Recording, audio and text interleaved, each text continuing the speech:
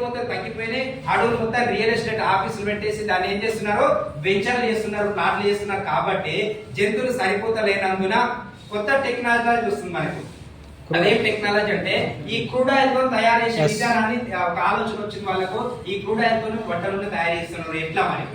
So ఈ crude oil అంటే ఏంటంటే ఈ క్రూడ్ ఆయిల్ కరగదీసి ఫస్ట్ వర్షన్ లో పెట్రోల్ తీస్తున్నారు, సెకండ్ వర్షన్ లో డీజిల్ వస్తుంది, థర్డ్ వర్షన్ లో కిరోసిన్ వచ్చేది. ఇంతకన్నా ముందు కిరోసిన్ అంటే తెలుసా? గ్యాస్ నూనె.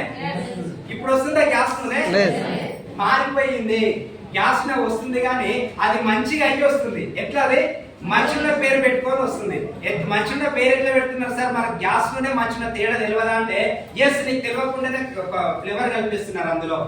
ఏ ఫ్లేవర్ అంటే అది సన్ ఫ్లవర్ ఫ్లేవర్ కలిపేసి సన్ ఫ్లవర్ నూనె, పల్లి ఫ్లేవర్ కలిపేసి పల్లి నూనె, కుస్మా ఫ్లేవర్ కలిపేసి కుస్మా నూనె, నువ్వుల ఫ్లేవర్ కలిపేసి